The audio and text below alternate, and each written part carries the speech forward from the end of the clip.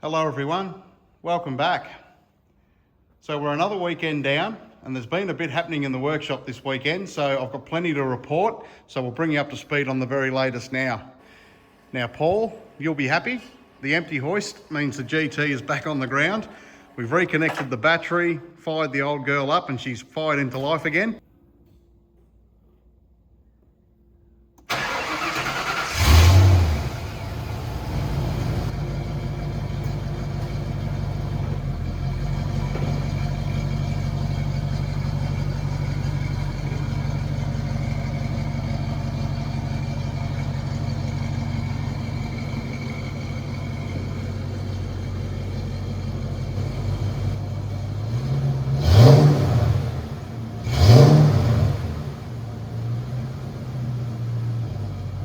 We've got a permit organised and we're going to head off shortly to drive it under permit out to get the transmission done. So that's going to get done professionally, so we'll bring you up to speed with what we find. The car itself had the transmission done not that long ago as far as a kilometre side of things go. It's only done about 12,000 Ks. But since the car had been sitting for over a decade, we fired it up again and it's just pumping oil out everywhere. So we need to find out what's going on there. So we've reset the levels, filled her up with transmission fluid, and we'll head off shortly. Now, as far as the other cars go, we've done a fair bit on FTR3, which we'll cover off. We've done some more work on the Supercheap car. Now, I have found some old footage, or had some old footage sent to me throughout the week, which an issue we've been trying to fix with this car. It actually shows it was there nearly 20 years ago. So it just has caused a little bit of a rethink on how we go about it and what we need to do to fix it. And obviously BA1 is over there in the corner as well. So we'll rip into it now and we'll cover off what we've been up to over the last week or so. I hope you enjoy. So as you can see, FTR3 is torn completely apart again. We did have all the doors sitting on it and the panels and bits and pieces just to get an idea where all the mounting points were, but we've torn the car apart again and there's a reason for that. So obviously we're putting things in place to get this cage done, and we had to get the rear firewall removed to send some photos and details about the rear junction where the cage meets the rear shock points. Now, we couldn't do that with the rear firewall in the car. So as you can see, that's all been removed. And it's quite interesting because the back of the car was obviously assembled and sealed up and then painted, because it's bare material under there with a bit of rust. So that'll all get dealt with as the car goes back together. But you can see there, it's all original. All the crossbars between the shock towers, the rear shock towers, are still there. None of that's been modified. If we go around the back, you can see there. So all the mounting points where the oil tanks and everything sat originally, none of that's moved. And the only thing they have done is they've welded a plate which went through the firewall, as I kick the old firewall over. That goes through the rear firewall and is welded to that crossbar. So hopefully we can remove that without having to obviously replace that whole bar, but time will tell on that one. And speak of the devil, that's the rear firewall that came out of the car. So I haven't bent it or done any damage to it. Given it's got that notch cut out of it for that rear mounting point, we most likely won't reuse it, but it is there and it is an option if we need, but at worst it'll make a really good template. Now with that rear firewall removed, you get a really good look at the rear shock towers. And the photos that we've been able to obtain show exactly how it was when the car was brand new. Now these photos here were from their pre-inspection before it was logbooked as a V8 supercar.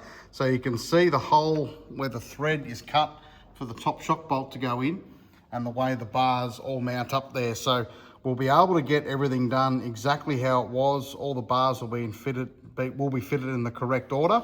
And you can see the firewall as well in that information, and it does look different. So we'll get most likely, as I said, get the firewall remade, given it's been modified anyway. But with this rear section cut out, it should be fairly straightforward. It is going to be a lot of work still, don't get me wrong, but with that bar work cut out, there's a lot of material left there to graft all the bars to, and part of that will be covered by the rear firewall anyway. So I'm hoping, I've got everything crossed, that it's going to be a straightforward process and the car will be back to as it was before we know it. Now moving along from FTR3 to the Supercheap Auto Falcon. I've been able to get my hands dirty this weekend, so it's been really good, but the servicing side of it is all sorted on this car. So I've been able to put the alternator back in, reconnected everything. We still have got no charge rate, but it's just because it's not getting switched on. But the engine has been started and we've run.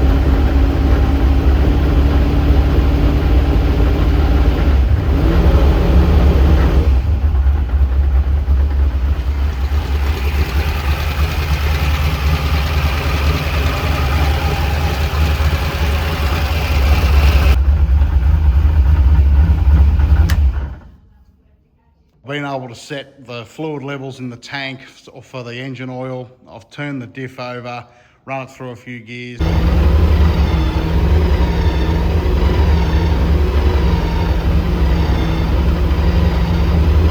So everything now is set as far as the fluid change goes. So it's ready to hit the track in that regard. Now this electrical issue we're still looking at, but you can see here, which I found today, just tracing back over some wiring, and again we're speaking to a few people about this. There's that mark on the dash there, and if I peel that back, it's got charge written under it. So that is an old charge light which is completely blank. So the alternator light was there at some point, it's completely gone now. So it's been modified or something's happened at some point. Now I'm not suggesting that it's been running without an alternator, a working alternator, because that wouldn't last 5 minutes, but certainly the warning light that was on the dashboard is no longer there, or it's been reconfigured away from what it had originally. So it's going to be a matter of us tracing it all from scratch and working out what we need to do to get it all going. Now, if you've been following along for a while, you'll know that when we first started this car, we had two main issues. We had a fuel leak, which we've rectified, and we had a massive vacuum leak. So when you turn the engine off, you can hear it whistling as the pressure normalises.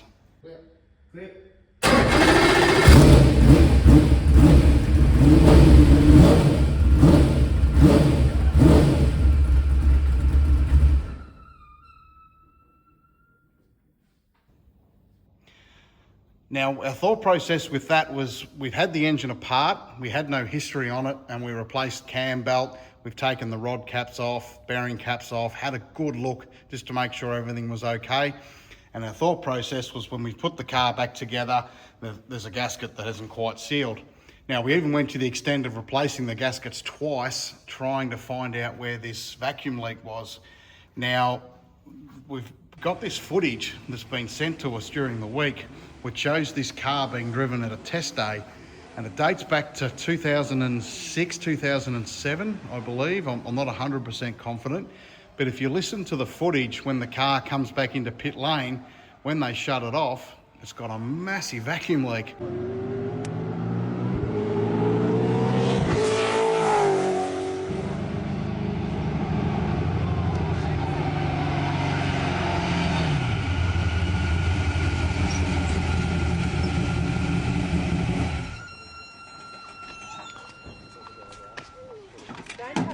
So the issue's been there for 20 odd years. It isn't something that's just started in the last 5 minutes or when we've had the engine apart.